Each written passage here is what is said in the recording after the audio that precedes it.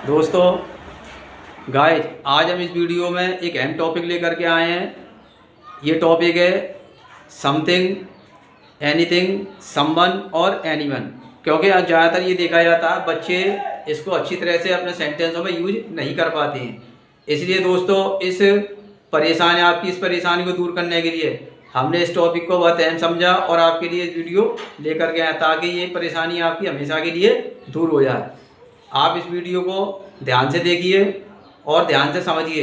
अगर आप इस वीडियो को ध्यान से देख करके समझ लेंगे तो मैं आपसे यकीनन पूरी गारंटी के साथ कहता हूँ कि आप कभी भी अब इस तरह का सेंटेंस इसका इस तरह का सेंटेंस जिसमें समथिंग या समवन या एनीवन का यूज आता है वहाँ आप कभी भी गलत नहीं करेंगे और सही तरीके से इन शब्दों का यूज करेंगे। तो आपको ध्यान से मैं वीडियो पे लिखा, ध्यान से आप देखें, ध्यान से वीडियो को समझेंगे। ठीक है, तो एक समथिंग, एनीथिंग, समवन, एनीवन। ठीक है, मैंने इसका यूज लिखा। समथिंग मीन्स होता है कुछ। क्या होता है? कुछ।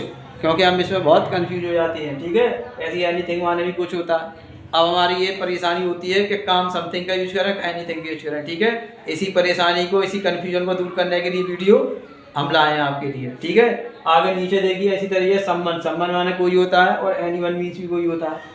ठीक है, इसमें ही बच्चों को कन्फ्यूजन रहती है कहाँ समवन का यूज करें हम, कहाँ एनीवन का यूज करें। तो दोस्तों बहुत ध्यान के साथ समझना है और मेरी बात बहुत ध्यान से आपको ध्यान रखनी है, समझनी है। देखिए, जब हम कोई वाक्य एफर्मेटिव होता है तब तो हम समथिंग का यूज करेंगे। किसका यूज करेंगे? समथिंग का।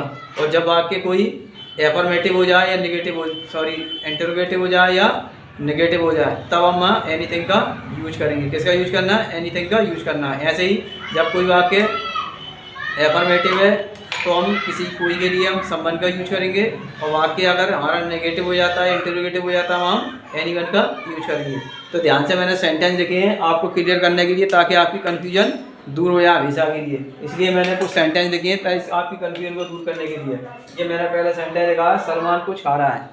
तो ये क्या सेंटेंस है? एफर्मेटिव सेंटेंस में ना तो कोई प्रश्नवाचक शब्द लगा है ना नहीं लगा हुआ है, तो ये एफर्मेटिव सेंटेंस है। तो ध्यान से देखिए, सबसे पहला सब्जेक्ट लाई सलमान, फिर उसके बाद हेल्पिंग वर्ब भी आती है दूसरे नंबर पर, ये जानते हैं। तीसरे मुख्य क्रिया आती है यानी मैन वर्ब। ये लगा है खाना खा रहा है, खाना में हमने आईएनजी जोड़ दी रहा है क्योंकि ये प्रेजेंट कंटिन्यूअस टेंस का वाक्य है।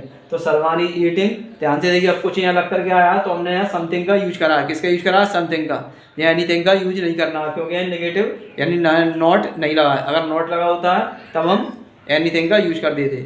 ठीक है, इसलिए आप साधारण वाक्यों में समथिंग का यूज करना है क्योंकि ये एफर्मेटिव सेंटेंस है। दूसरा सेंटेंस कहा मीरा कुछ बता रही थी। ठीक है, ये दोनों सेंटेंस मैंने एफर्मेटिव लिखे। तो मीरा वाज टेलिंग। ठीक है, समथिंग, यहाँ भी नॉट नहीं लग करके आया है। तो मीरा टेलिंग समथिंग, मीरा कुछ बता रही थी। छोटे छोटे मैंने सेंटेंस लिखे ताकि आपको जल्दी समझ में आए, आप अच्छी तरह से सीख सकें। मैंने सेंटेंस जो है बहुत छोटे छोटे लिए हैं, बड़े सेंटेंस नहीं लिए हैं।